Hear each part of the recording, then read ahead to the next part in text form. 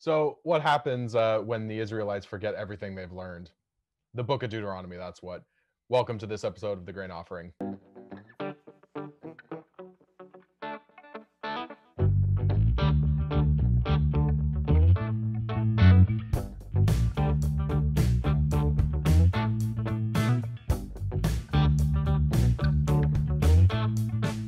Hey, let's spend some time in God's holy word, looking for a sign in God's holy word. So let's start hearing those stories new and old from these two brothers. Hot takes and beer that's cold, they go together like pasta and meatballs. They're undeterred, bringing you God's holy word. Holy word. It's a grain offering, bringing you God's holy word.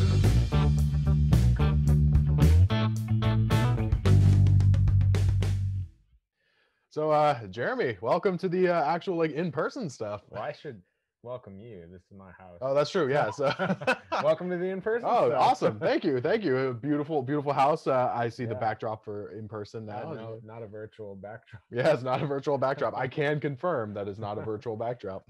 Yeah. So, well, thank you for having me in your home and Yeah. being willing to record in person. Yeah. For those of you who don't know, this is our very first episode in person. We've done digital recording before, like via distance, but yeah, we're finally able to do it in person. So welcome to this episode of The Grain Offering. Today we're going to be wrapping up the Pentateuch by talking about the book of Deuteronomy. Now, Deuteronomy is probably one of the more complex books of the Pentateuch. Exodus is kind of straightforward with its stories and stuff like that. Deuteronomy is very dense. Yeah. I mean, I would say Deuteronomy is the launching point to the rest of the Hebrew scriptures. Yeah. So understanding the trajectory of the Hebrew canon is understanding Deuteronomy correctly. Yeah, definitely. And in many cases, Jesus quotes Deuteronomy when he's confronted by the Pharisees and the scribes.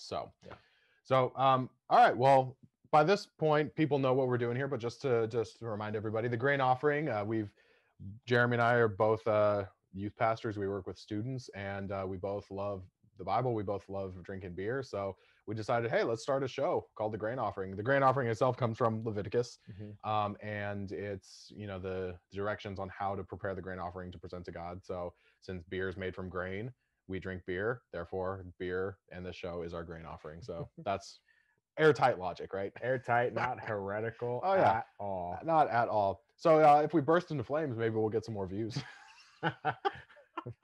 Not clickbait. Not clickbait.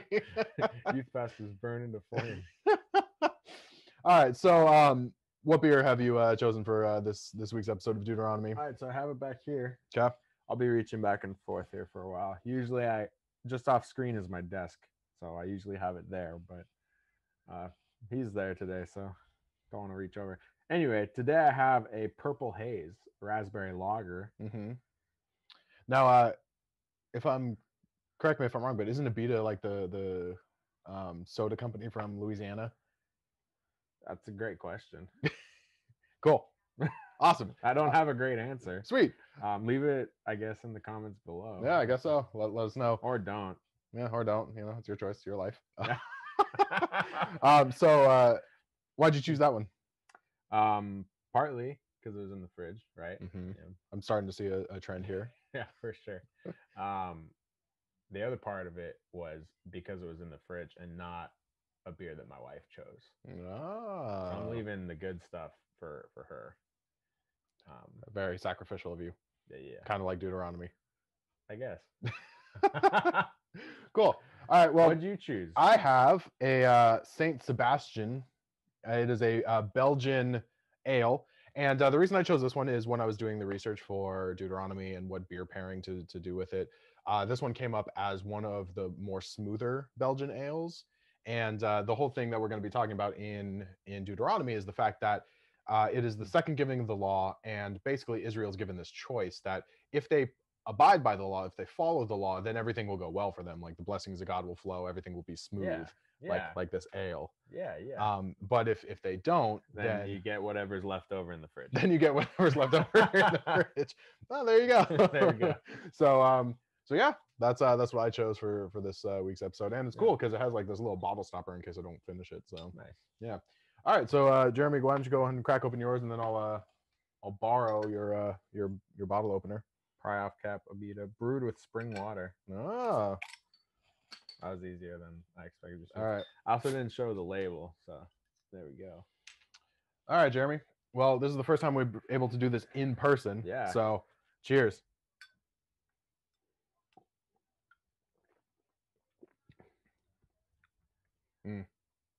That's pretty good. Mine's okay. Yeah, I like that a lot. Nice. Okay, so Jeremy, as we've been going through the Pentateuch, we've been going through, who the author, when it was written, that sort of thing. Right. We've already talked about the problematic thing of Moses being the author. Yeah. But I thought today's was really, really great. Oh, yeah. So I'm going to give you the basics Yeah. of the overview of Deuteronomy. Mm-hmm. And again, I have my notes here because, I might have graduated seminary, but I'm not smart enough to remember this off the top of my head. So got to write it down. So the book of Deuteronomy, as recorded by the research that I did, the author is Moses and unnamed scribes. Oh, okay. So, that part I believe. right. So I thought it was funny because it's just like, Genesis, Exodus, Leviticus, Numbers, all Moses, just Moses. Yeah. But then when we get to Deuteronomy, it's like Moses and some unnamed scribes. Yeah. I mean, yeah, I have some thoughts on that, but keep going. Okay. We'll come back to that. All right. So it's thought that the date written is about 1400 BC, like we've, talked about with Leviticus last, Numbers last time, Mm-hmm. forgetting. And then the period covered is about a 50-year period, 1450 to 1400 BC. And the famous storylines, because again, we've talked about, famous stories of these books. There's two main ones that pop out. One is the golden calf episode, although it's not written like it is in Exodus. It's written from Moses's perspective. So his leadership, his reaction to the Israelites creating the golden calf, that is recounted in chapters 9 and 10. Now, yeah, is that written as a reflection, or is that written as happening again? It is written, from what I understand, it is written as a reflection for why Israel needs to follow the law. Okay. So, yeah. Later on in Deuteronomy, the 10 Commandments are brought up in great detail again. Right. And it could be confusing, right? Yeah, Especially totally. When I was first reading through the Bible, the 10 Commandments in Sunday school, mm-hmm. You think like, okay, this is the 10 Commandments. I get them in Exodus, right? Yeah. Like done, all over. And then you get to Deuteronomy. It's like, oh, wait, I thought we already covered this. I thought we did this already. Right. Which is actually a good point because Deuteronomy itself, the word means second giving mm-hmm. of the law. So yeah. we'll get into that. So the first major story is the golden calf episode from Moses's perspective. And then the very end of Deuteronomy, chapters 31 through 34, is the death of Moses. Mm-hmm. And that is like a huge piece to the Israelite history. Yeah. Because, well, I think it's worth mentioning after we're done with Deuteronomy, we're going to go into the book of Judges. And one of the things that comes up time after time with the judges is that after a judge dies, Israel kind of reverts back to their sinful ways. So Moses passing kind of has a similar effect. Yeah. Where the Israelites kind of like, oh, our leader's gone, we can do whatever we want, So yeah, I mean, Moses is the main character throughout the entire Pentateuch. Yeah, really, he's not mentioned in Genesis, but again, Genesis is all the precursor to leading Moses' up to story. Yeah. Okay, so the major storylines that we have in the book of Deuteronomy, there's 4 major arcs, and the first and last one are smaller arcs. Really paving the way for the 2 middle ones. So the first one is the history of the wanderings. So chapters 1 through 4, it's basically recounting for Israel like why they're in the wilderness. They have to be reminded like, oh yeah, we done messed up. Like we're like we're out here for a reason. Yeah. And then in chapters 5 through 26, which is the main chunk of Deuteronomy, is the review of the law. And again, like I said, the word Deuteronomy means second giving. So the second giving of this law. So the main chunk of Deuteronomy focuses on the review of the Mosaic law. And then chapters 27 through 30 are the repercussions of that. So like if you follow the law, everything will go good for you. If you don't, then things are going to go bad. Chapter 28. Yeah, exactly. Which I will get to. Yeah. And then finally, like I said earlier, chapters 31 through 34, the death of Moses, and that marking like a big point in Israel's history. Right. So those are the major story arcs, and I have a few questions for us, but like always, things are gonna go how they go. Mm-hmm. But to get us kicked off, Jeremy, the first question I have for you on section 1 for the history of the wanderings is why the history lesson? Yeah, I mean, why the history lesson? You're the historian. I see what you did there. A little reverse psychology. I think why we see the history lesson is because, remember, when we left off in the book of Numbers, they had come up to the cusp of the promised land. They sent out the spies. The spies came back. 10 of them were like, we can't go there. There's Nephilim. We can't. So instead of going into the promised land, they end up wandering around for a little bit longer. And by the time that Deuteronomy starts, what you see the generation of adults that had been brought up out of Egypt start to die off. And their offspring, the ones that had been born in the wilderness, that had been born free, are starting to grow up. So they need to be reminded what they're like, why they are where they are. Like I like to think of it like this too, of like any history class that I've been a part of, any good history class, I should say. That's the trick. That's the trick. Any good history class always focuses the historical narrative around, that's why you're sitting here in this classroom right now. You know what I'm saying? Right. So you have the grand scheme, you have the grand scope of your historical narrative, but the professor or the teacher or whoever will be able to say, this decision here is why we are doing this right now. Right. For instance, like right now we're sitting in your apartment in Berkeley, and we're about 2 blocks from UC Berkeley campus. Mm-hmm. All my history classes at Berkeley always would have just one little section on, this is how the historical narrative of this affected what we do here at Berkeley. So it was always like reminding us that what happened in the past affects us today. Right. And there's also the cliche that floats around a lot of, if you forget the past, history is bound to repeat itself. Which I hate, but hence the cliche. Mm-hmm, mm-hmm, mm-hmm. But the thing about cliches is that there's always at least a shred of truth to them. Sure, yeah. And I agree. I don't like the phrase, those who don't know their history are doomed to repeat it. Like, I just don't like that phraseology. But I remember having a professor who really put that cliche into context for me. Yeah. And he said that history doesn't repeat itself because there's no historical period that's going to repeat itself. Right. But history certainly rhymes. And what he meant was that things that happen again tend to have similar rhymes to what has happened in the past, right. But there's a different context to it. Right. So the idea being is that those who don't know their history, they're going to play into these bad rhymes to repeat themselves. Yeah. One that has been ringing around in my head, which I'm sure we'll get to later, and maybe not later in this episode, but later on in whatever this becomes. Later on in the Old Testament, you see King Solomon, known for wisdom, known for being a great king, right? Great wise king, stockpiling weapons and munitions and forming alliances with foreign countries that really Israel has no business being a part of. Yep. And being called out by the prophets for doing so. Yeah. And then you see Israel go into a state of chaos because their majority of people are not being taken care of because the elites are, again, stockpiling money, stockpiling weapons, stockpiling food. And to your point, there's a rhyme to that where, that country of Israel under Solomon's reign is dealing with some issues.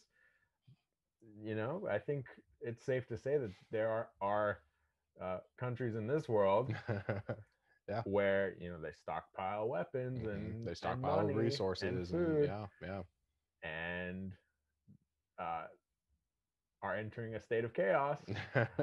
We're filming in the United States. no, it wouldn't happen here. No, of course not. Yeah, it could never happen here. Yeah, of course not. It's not like billionaires are getting tax breaks while we're trying to figure out how to support each other with $600 for the past. Whoa. Anyway, Deuteronomy. so anyway, I think the history lesson, because it's a younger generation of Israelites, and they, being born free, their perspective is fundamentally different than their parents' perspective was coming out of Egypt. So they need to be reminded like why they are where they are. Yeah. Because that, without knowing how devastating slavery was in Egypt, they need to know like why they're there. Yeah. So remember where you come from, which is again a common theme that rhymes throughout the entire Old Testament, is remember what happened, remember who I am. Yeah, so again, like it's a younger generation. They need to be reminded. They're still wandering around. They haven't inherited the promised land, but at this point it's kind of their own fault for not inheriting the promised land. It's their fault, not their parents' fault. Yeah, it's their fault, not their parents' fault. So yeah. Okay. Yeah. You had mentioned Moses and these unnamed scribes. Like I wanted to circle back to that. Yeah, absolutely. So go for it. So you have a certain date. I think you said 1400 BC. BCE. Yes. Yeah, possibly.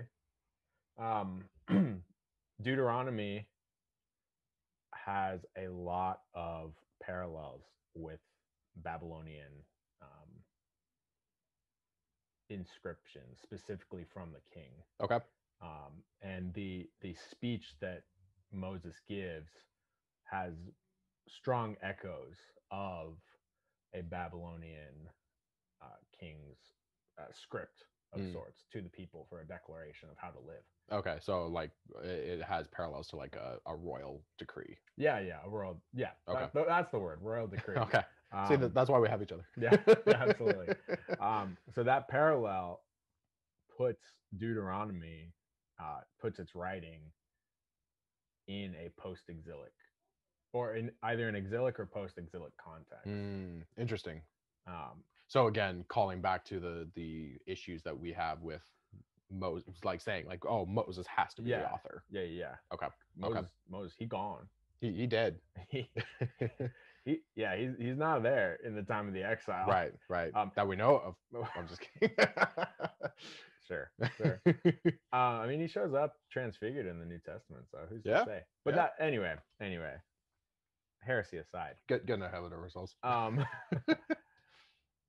Yeah. So Deuteronomy definitely parallels Babylonian decrees in an exilic or post-exilic time period, and similar to what I brought up earlier with Solomon.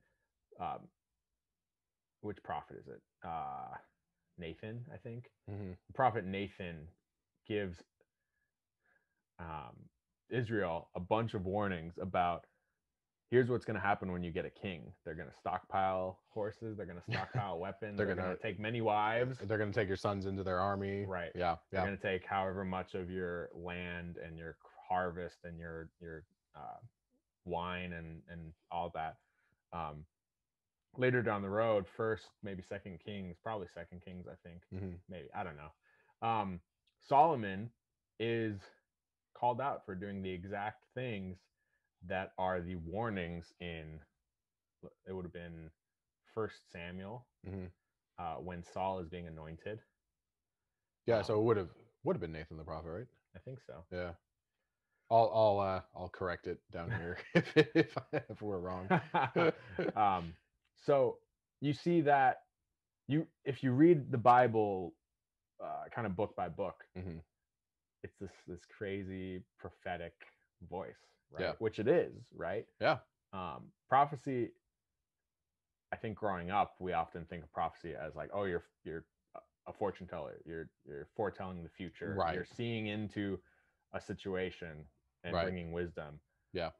But there are prophecies in this world that are just kind of blatantly obvious, right? Like, Sure. if you act recklessly, you will get into reckless situations Right. at some point. Right.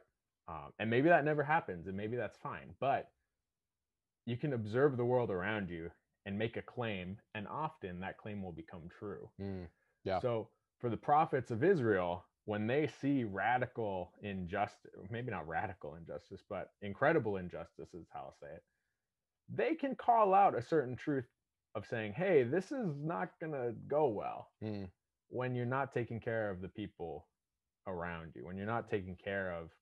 When you neglect the widow and the orphan. Right. Yeah. You're gonna find trouble when the rich and powerful are stockpiling food, power, and wealth. That's so interesting because what's coming to mind right now is I can't remember his name, but in Doctor Strange, the guy that trains Stephen Strange. Oh, Baron Mordo. Baron Mordo. Is he the one that the bill always comes due?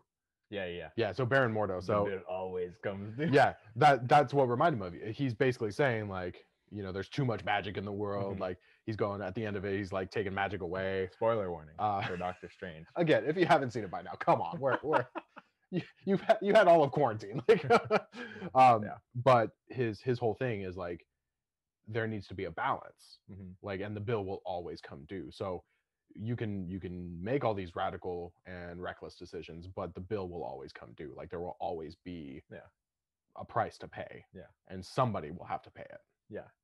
So, and I bring that all up especially in the context of the writing of the Bible, because it was not written Genesis, put it in the Bible, Exodus, put it in the Bible, Leviticus, Numbers, in order. No, not I think we've talked about this before, but Genesis was probably one of the last books of the Bible compiled and then put into the final structure. Right.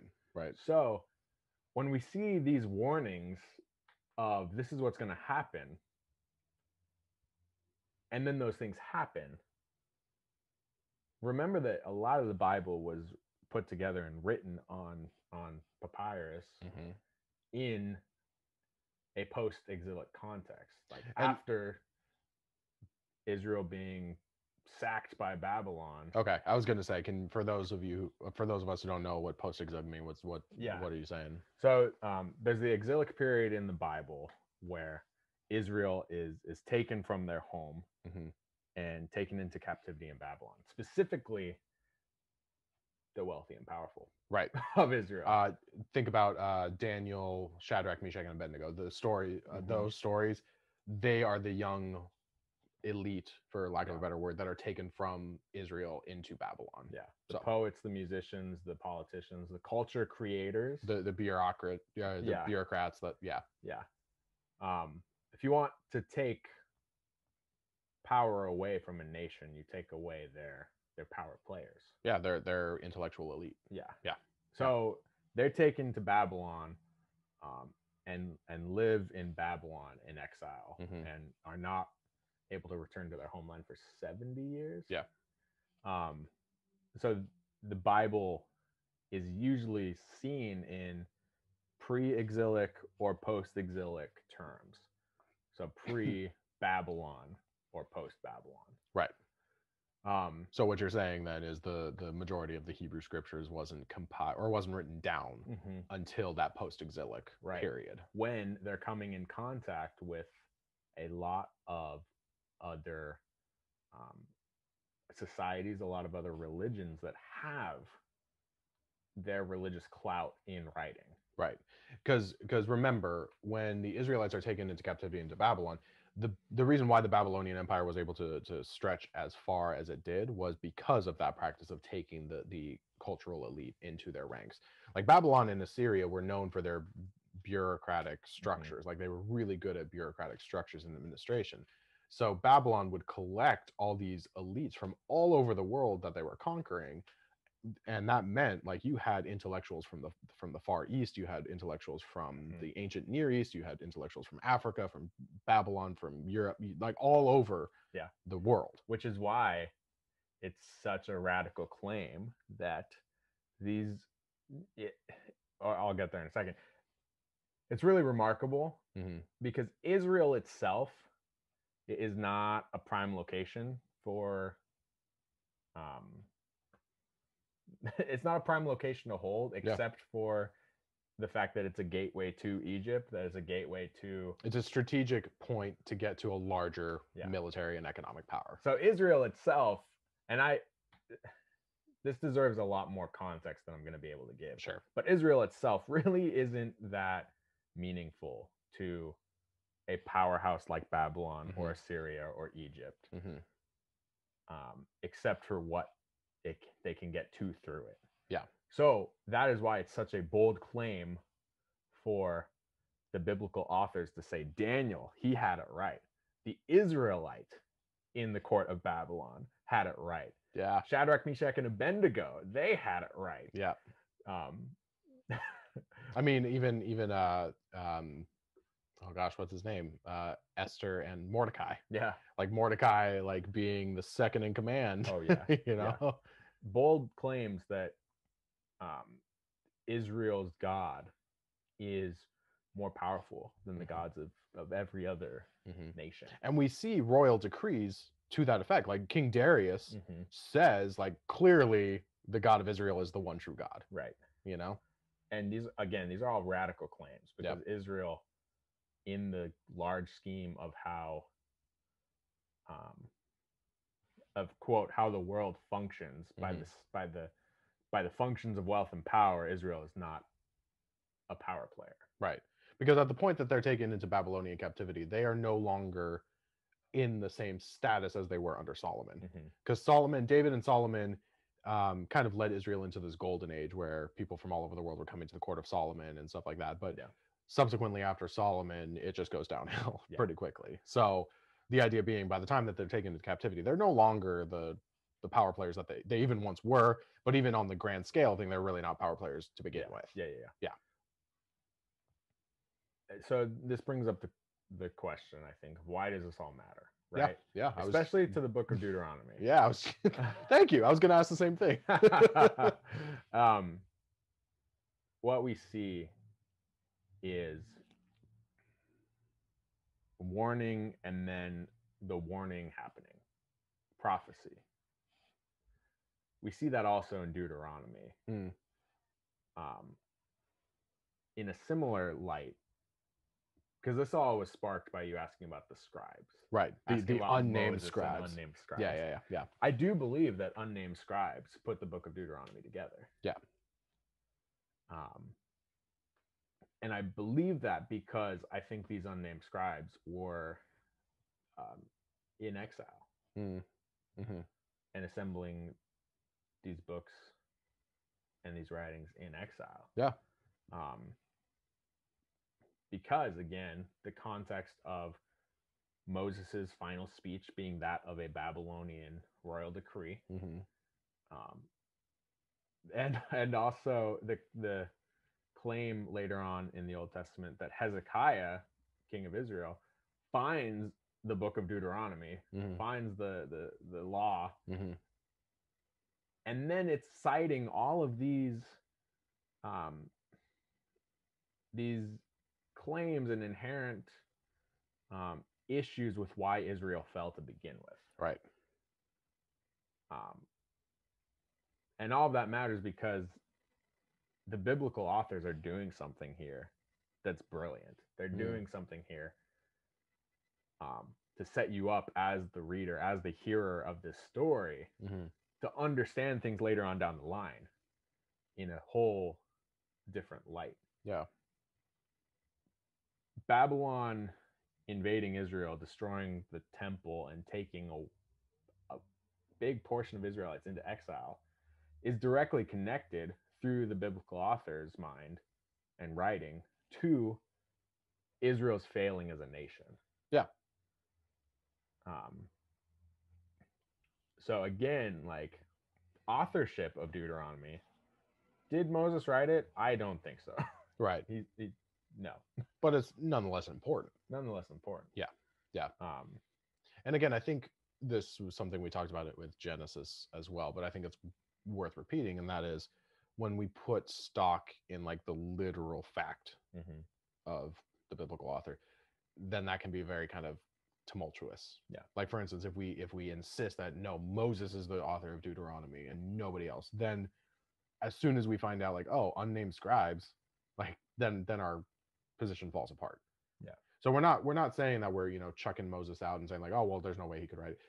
He could have, but what we I mean what we tend to think, especially in our own study of the scripture and the study of theologians and historians and anthropologists and stuff like that, is we believe that this is nonetheless important and part of our biblical canon, but maybe not assembled in the way that we had been taught to believe. Oh, definitely. So. Yeah. And here's the thing, at the core of it, I think, or at least partially the core of it. At the end of the day, if you sleep better at night, if your religion sleeps better at night knowing that Moses wrote Deuteronomy, okay, book is still right, giving the same insights and same wisdom. Sure. And again, I think it goes back to our talk about Genesis and the 7 literal days versus 7 figurative days. Like, that's not the point. Like, right. Moses writing the book of Deuteronomy, that's not the point of the book. Yeah. And the other thing, too, is that in terms of what you brought up of being fixated on authorship, being fixated on the literal details of it all, the original hearers or readers of the book of Deuteronomy likely probably understood that this was not Moses's pen to paper. Right. Because that wasn't the important thing to them. Yeah. Okay, so bring it back to the arcs that we see.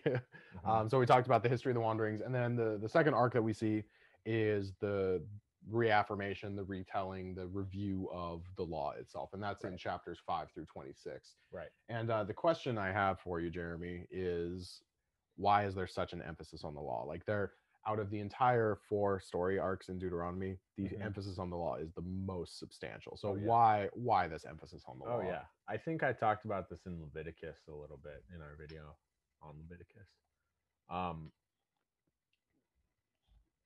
Israel is a people trying to figure out how to be people. In Egypt, they were slaves. In Egypt, they were controlled. They were commodified. They were a resource in Israel. So coming out of slavery, they are now being taught how to be human. And not just how to survive, but how to thrive, how to live in a way that honors each other, in a way that honors God.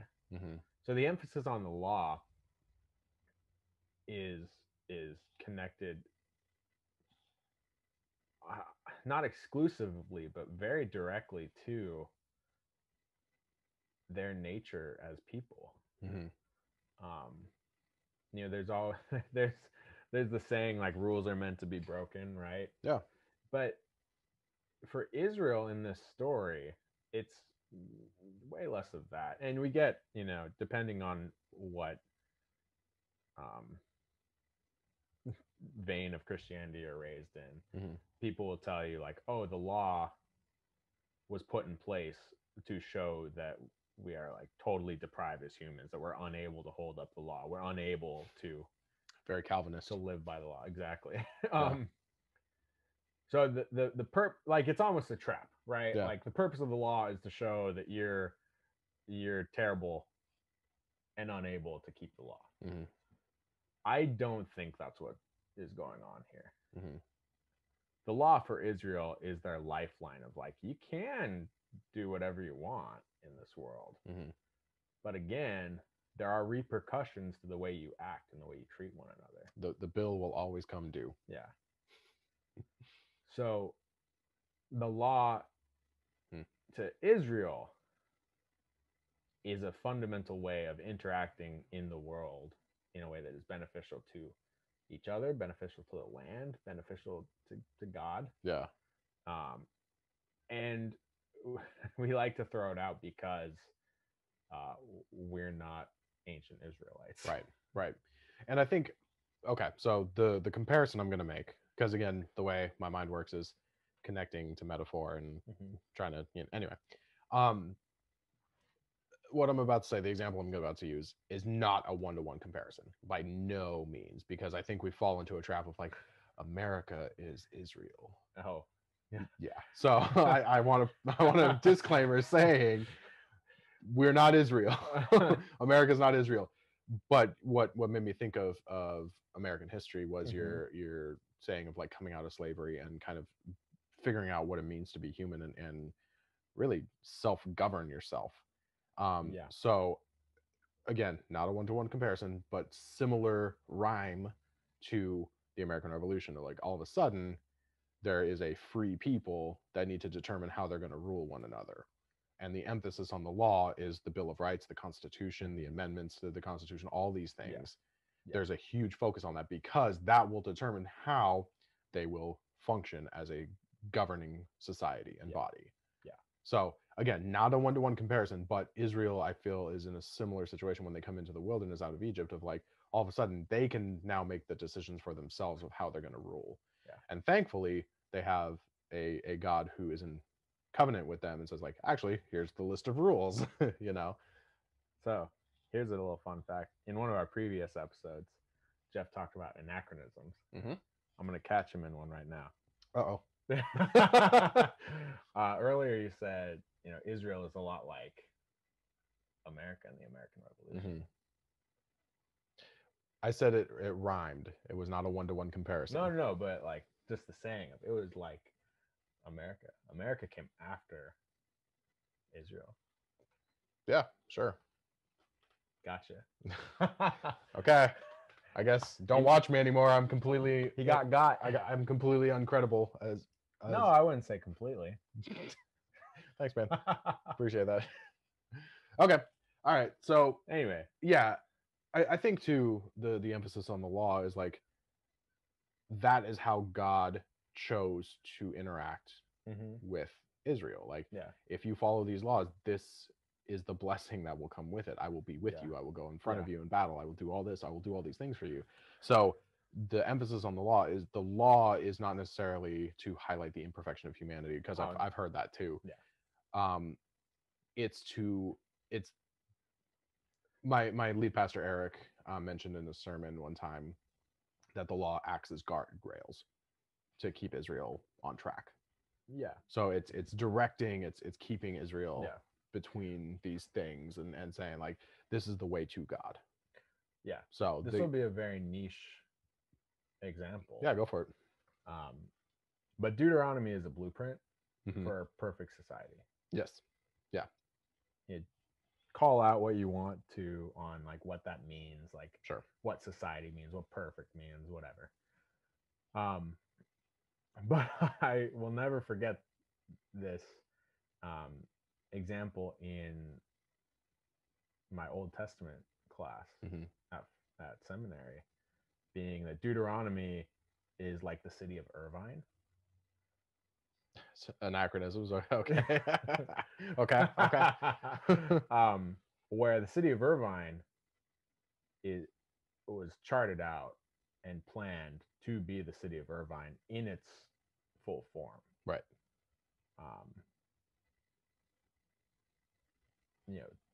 Power lines, sewer systems, the whole the infrastructure was planned. The whole infrastructure, the whole organization of Irvine was planned before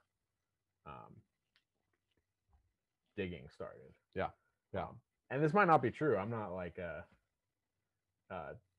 your professor could have just been blowing I'm smoke. not a city planner by any means. I'm not an Irvine historian by any means. I'm not even an Irvine resident. Never probably never will be. But you might have some friends in Southern California that might be upset about that. Well,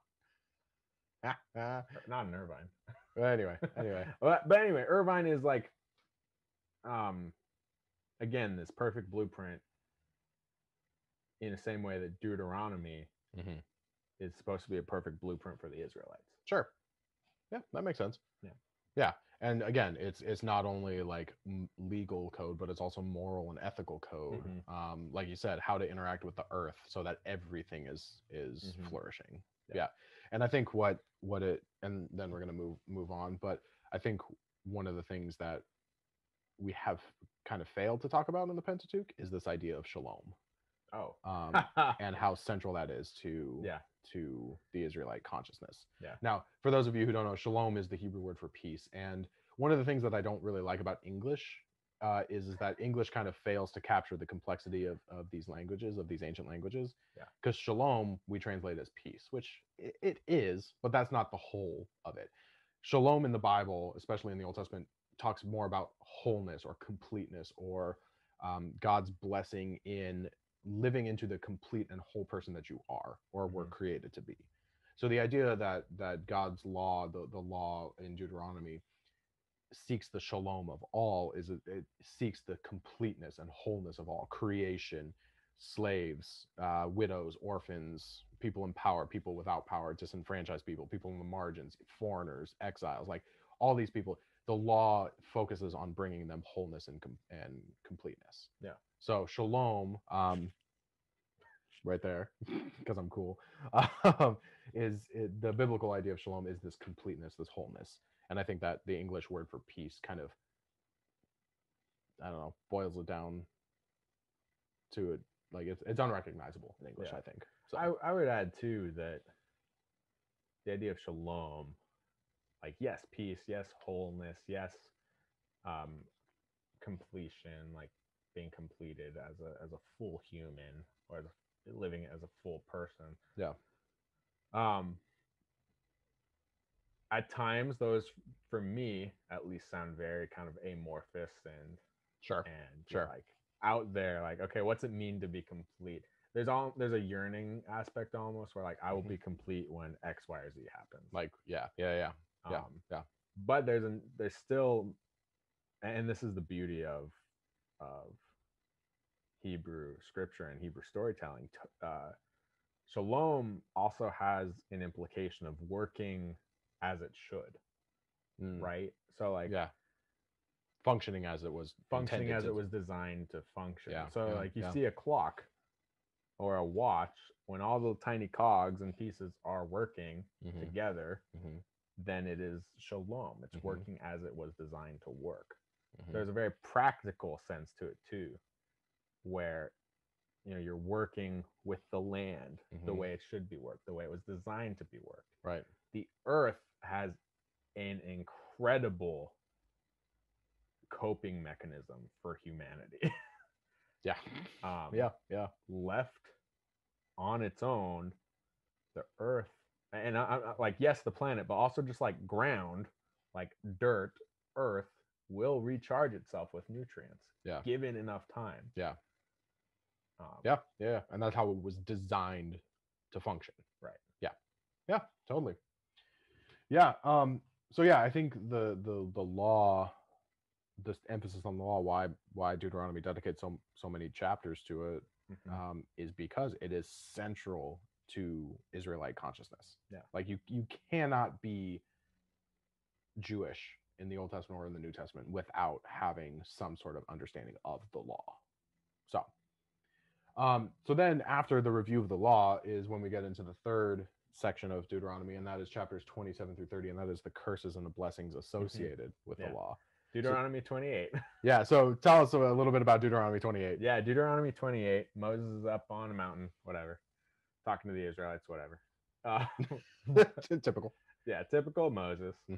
He tells them in pretty plain terms, do good, like be good, be holy, be righteous, and you will be blessed. Don't do that and you'll be cursed. Pretty straight up. Pretty sweet deal. All I have to do to be blessed in life, all I have to do to inherit the earth is to be good and observe the law. Okay, sign me up. The rest of the Bible is an active calling out of that. And being like, hold on a second. I did good, and yet I'm suffering. I mean, that's the entire book of Job. Oh yeah, my neighbor who is terrible is thriving. Also, what the book of Ecclesiastes is about. Oh yeah, there are many wisdom books in the Bible and in other ancient Near Eastern literature. But the interesting thing about like the book of Proverbs and the book of Ecclesiastes is that you have what they call proverbial wisdom from the book of Proverbs that is very much in line with Deuteronomy 28 of like work hard and you'll be rewarded. Yeah. And there's an element of truth in that. Yeah. For sure. Yeah. No, I don't think anyone can deny that. Yeah. And yet, there's another wisdom, ecclesiastical wisdom from the book of Ecclesiastes, that examines the world kind of from a critical lens, saying a little bit of a critical lens. Just a little one. People like to spin Ecclesiastes into a more hopeful book than it really is. Oh, yeah. Well, side note, if you read Ecclesiastes in a vacuum, then it's awful. Sure. But you have to put, anyway, context matters. Yeah. But go ahead. Ecclesiastes is a response to Proverbs and Deuteronomy saying, again, my neighbor who is terrible is thriving. Me, who is righteous, is failing. All right. So this is going to only apply to like very select few of you in the audience, which is fine. So I'm a 7 on the Enneagram. Jeremy's a 6. I'm the book of Proverbs. Jeremy's the book of Ecclesiastes. Oh, yeah. Rain falls on the wicked and the righteous alike.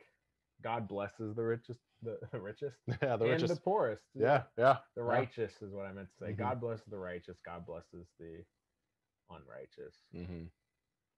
Everything is meaningless. Yeah, everything is meaningless. Yeah. Okay. There's lots of implications here, but Deuteronomy 28 is central to both the examination of the rest of Hebrew scripture and the deconstruction of a lot of Hebrew scripture. So the question I have then, Jeremy, and maybe because we've talked at great length, so these other 2 questions that I have are probably going to be a little bit shorter, which is okay. But why is the punishment so severe for disobedience? Because like these 3 chapters, 27, so 4, these 4 chapters, there's a lot of emphasis placed on like the punishment, and the curses. Yeah. So why is the punishment so severe for disobedience? The bill always comes due. I see what you did there. Next question. Nice. Why is the punishment severe? We talked about it a little bit last time, but just the element of there are stakes for the decisions we make. There are repercussions. And substantial repercussions. Yeah, because like reverberate through generations, right? Right. Yeah. Like we are actively right now in the United States, we're actively, and maybe we is generous to those who are not involved, but there's a reckoning for racial injustice based off of the decisions that were made at the genesis of the United States in terms of slavery, in terms of how we have dealt with people who look different from us. Yeah. So we are dealing with the repercussions of decisions made years ago. Yeah. And yeah, I absolutely agree. I think the punishment is so severe because the crime is so severe. Like the abandoning of the law and the seeking after your own selfish gain versus, the shalom of everyone. Of course, it's going to have repercussions. Of course, it's going to have lasting issues and impacts. And I think that it's not unfair of God to say like, well, this is the punishment. Yeah. Because like we have to opt into that punishment. We have to make the choices that lead to that punishment. You know what I'm saying? Yeah. Like those punishments don't happen arbitrarily. Yeah. They happen because we choose to do what's wrong. Yeah. And I think the punishment is so severe is it's a deterrent as well. Like, if it was just like, okay, Jeremy, you're a Jewish man in 1400 BC. Don't go stealing your neighbor's cows. Otherwise, we're gonna give you a stern warning. Right. It's not gonna do much, right? Yeah. It almost reminds me of an episode of The Office where Dwight is trying to take power over Jim, and Jim's late to work. He's just like, "You're getting a warning. 3 of those, you get a written citation. 5 of those, you get another verbal warning, and then 3 of those, you don't know what happens when you know." So it's like the idea is that these punishments need to be deterrents, because like if they're not severe enough, Israel's not going to. I mean, Israel doesn't end up following them anyway, but like, right. There has to be incentive for them to not choose the evil, and I think that that's what's going on in this blessings and cursing part of Deuteronomy is that if you do the law, if you do what God wants you to do, good things will happen, but if you don't, these bad things will, and that acts in and of itself as almost like a guidepost or a compass for the Israelites to follow. Yeah. And bringing this into the larger context that we were talking about earlier, it's a similar thing where the writers of Deuteronomy, remember, they have seen the history of Israel already. The book of Deuteronomy is placed at the end of the Pentateuch, but before a lot of the rest of the scriptures, particularly the exilic stories. Yep. So the writers have already seen the history. They already know the history. So they are figuring out a way to write about the future while it has already happened. So what we see time and time again is a remembering of here's how we have made mistakes as a nation. How then are we to line all of these actions up in a row and make measurements or calculations against something? And that something ends up being the law. Right. Narratively, it functions as, okay, here's the signpost that Israel is going to be measured up against as they make these decisions to rebel against God. For the writers, this signpost is still measuring up Israel, but for the actions that have already taken place. Right. It's almost like it's written with hindsight. Correct. Yeah. Okay, so then after the curses and blessings, and this is our final question in our final section, the farewell and the death of Moses, almost like Lincoln's farewell address, or what comes to mind is George Washington's farewell address. Like, we're going to teach them how to say goodbye. Hamilton stuff. But in chapters 31 through 34, we have the death of Moses and the farewell address of Moses. So the final question I have for you, Jeremy, and try to keep it short if you can, is why is Moses' death so important? Like, why? I mean, secondary to God, Moses is their leader. Yeah. Moses is the one, well, God's the one who brings them out of slavery in Egypt. But Moses is the guy. Moses is really the first one that speaks to Israel on God's behalf. Yeah, I mean, Moses is, we don't have time to talk about the larger role of prophets. Sure. In future episodes we will. Yeah. Like, yes, Israel has kings, but really Israel has prophets. Yeah. Setting them straight and giving them leadership. Or judges, which we'll get into next time. Yeah. But judge, Anyway. Come back next time for all like hot takes on judges. Moses is their leader. Almost singularly. Singularly. I'm gonna say it again. Moses is a leader. Singularly. Moses is their singular leader. There you go. Okay. So we'll edit or whatever. Yeah. Maybe not. Maybe not. I don't know. Hot takes. So with Moses dying, there is a question of like, who will lead us? And they tell you it's going to be Joshua. Right. But how will anyone measure up to Moses? Right. And Joshua is a far different leader. Not only because he's not Moses, because like that's one thing. But Joshua is much more like strategic military mind. Anyway, Joshua is completely different than Moses. Yeah. And I'll say this, the question of who will lead us after Moses is the question until Jesus. Right. At least for Christians. Yeah, totally. Okay, so Jeremy, let's go ahead and skip our favorite stories. Sure. And let's just go straight to last call.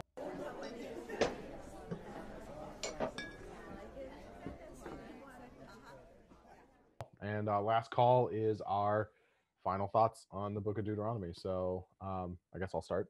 Yeah. Give you some time to think. Yeah. But for me, it's interesting that Deuteronomy is the end of the Pentateuch, because there's so much that's almost like a bridge to understanding how Israel got from creation to slavery, slavery to freedom, freedom to the promised land, and then promised land to Jesus. Like, I know that's very, very broad strokes, but I think the book of Deuteronomy is vital to understanding the connection that the Jewish people of first century Judea, the people that Jesus was there with, their connection to their ancestral roots in Genesis and Exodus. I think Deuteronomy is a vital component to us understanding the story of God and how God interacts with people and how God continues. Like, the law doesn't change. Like, the review of the law doesn't change. Like, God doesn't change his mind on the law from Exodus to Deuteronomy. But this review and this retelling of it, I think, plays a central role to how we too abide by God's law, by God's commandment to love God and to love others. Is we retell these stories, we retell our history, we retell our past narratives, so that we can learn from them, we can evaluate them with hindsight and say, like, we can see what happened when we were faithful, we can see what happened when we were unfaithful. Like, it's a very clear, Deuteronomy gives us a clear lens to evaluate our own past. And not to say that, first century Christians are, the same as, 1400 BC Jewish people. Like, that's not the case at all. But the idea of being able to evaluate one's past and past story and narrative to see where you are in the present, like, that's very, very vital to understand, to giving us self-awareness and knowing where God is at work. So it's my last call. What about you?